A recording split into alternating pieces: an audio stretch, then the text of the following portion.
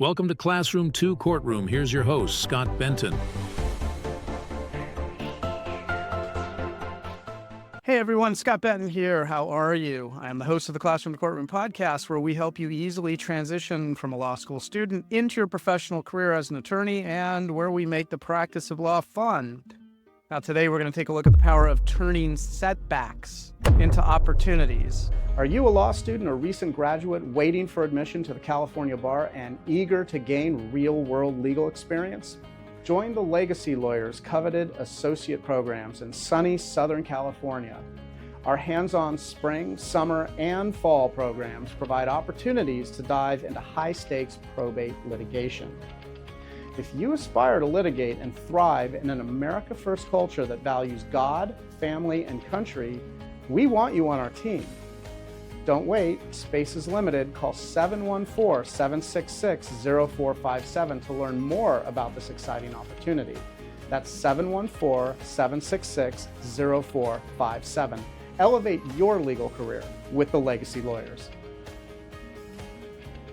Today we're going to tackle an important topic, which is turning setbacks into opportunities. For the most part, setbacks are going to be inevitable in any career, and working in the area of law is no exception. So whether it's losing a case or receiving critical feedback or facing unexpected challenges, it's how you handle those setbacks that can significantly impact your career trajectory. When you find yourself in a setback, while you might feel like you're under a lot of pressure, you always want to remember that you've got a choice in how you respond.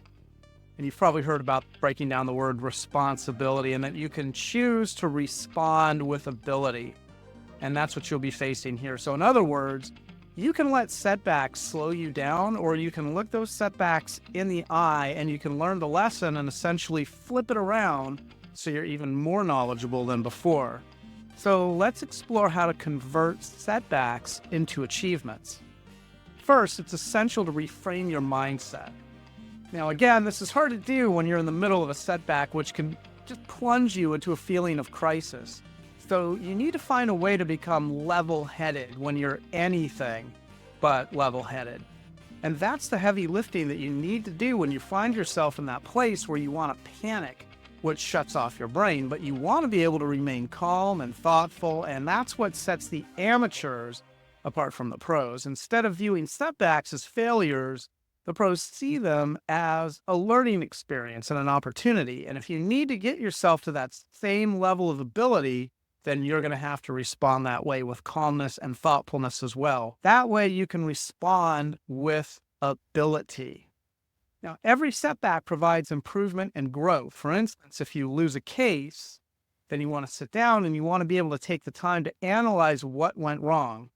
Was it a lack of preparation, for instance? Did you miss a critical piece of evidence? Did you need to build a stronger relationship with your client so that you could get to a higher level of trust and then really dig down deeper into their story of what brought them to your firm in the first place? We like to say here at our firm that you want to dig 3 layers deep, and maybe you just weren't able to get to that type of depth. Now, you want to use this analysis to help identify areas that are slated for improvement. Ironically, making mistakes and learning from them is the shortcut to becoming a truly excellent attorney as quickly as possible. Second, you want to embrace the importance of resilience.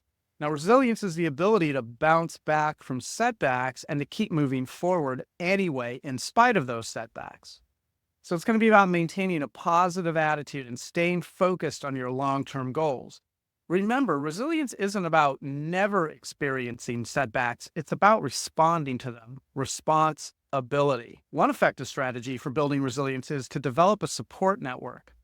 So you want to be able to surround yourself with mentors and colleagues and friends who can offer guidance and encouragement and who can provide constructive feedback to you. Now, these key relationships can give you a valuable source of strength and perspective when you're facing challenges or any of the uphill battles that you're fighting. So you want to make sure that you're always nurturing those connections that you have. Another way to turn setbacks into opportunities is the idea of continuous learning.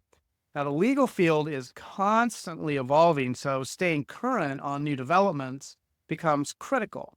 Use setbacks as a catalyst for further education and skill development. Instead of letting setbacks stop you, let them propel you forward. You can even get angry if you like, as long as you use that anger constructively and you say to yourself, that's never going to happen to me again. And then you make a vow and you do something about it. Whether it's taking additional CLE courses, or attending workshops, or seeking out new learning resources, a dedication to continuous education is going to keep you far ahead of the curve. It's also important to maintain a growth mindset. A growth mindset is that belief that your abilities and intelligence can be developed and improved upon through dedication and hard work. Now, this growth mindset encourages you to persist in the face of setbacks and to view effort as a path to mastery. So by adopting a growth mindset, you're much more likely to see setbacks as opportunities for growth rather than insurmountable obstacles. Turning setbacks into opportunities is also going to affect how you use the success cycle, which is the productivity tool that we talk about all the time on this podcast that's composed of 3 parts, and which teaches you how to actually practice law, a subject that you don't learn about in law school. So once you begin to learn from your setbacks, it's really going to help you streamline the effectiveness of utilizing the success cycle. For instance, your to-do list, or what we call the G sheet in the graphic, that, by the way, it stands for get it done, but it's really a to-do list. So the to-do list is going to be far more accurate. It's going to be easier to assemble, and it's maybe going to be shorter and more streamlined. That, in turn, is going to help you when you're performing your legal services from that to-do list and when you bill for your time. Learning from setbacks is going to help you understand the bigger picture when it comes to your overall performance requirements as an attorney. Journaling can also be a powerful tool for turning setbacks into opportunities. So you want to reflect on the situation and write down your thoughts. In the setback that you just experienced, what went well? What could have been done differently? What did you learn from this experience? Now, this process of deeper reflection can help you plan out your improvements for the next time around. Finally, you want to celebrate your wins, no matter how big or small those wins are. Recognizing and celebrating your successes can really boost your confidence and your motivation, which makes it easier to stay positive and resilient in the face of setbacks. Take the time to really acknowledge your achievements and use them as a reminder of your capabilities and your high potential. Don't just focus on the negative. What did you do well? And what did you do that was truly excellent? Don't forget to keep your mind positive, even in the face of setbacks. I'm Scott Benton. I'm the host of the Classroom to Courtroom podcast. Thank you so much for stopping by and listening to this episode. Now, if you like this podcast and you'd like to get more information about us, you can always go to our website at classroom2courtroom.com. That's classroom, the number 2, courtroom.com, where you can send us a message to keep in touch or even inquire about our seasonal associate programs that we have available for law school students. You can actually come and work with us if you want. And as always, don't forget to share, like, and subscribe to stay on top of all of the newest episodes. And until next time, we hope you'll join us in making the world a better place, one client at a time. Thanks for joining us on Classroom 2 Courtroom, the podcast designed to help launch your first-time legal career. If you have any feedback or ideas for episodes you'd like to hear, you can always find us at classroom2courtroom.com, where you can leave comments, ask questions, and even join our online community. And always remember, by becoming an excellent and confident practicing attorney, you actually make the world a better place. Now get out there and master the art of practicing law.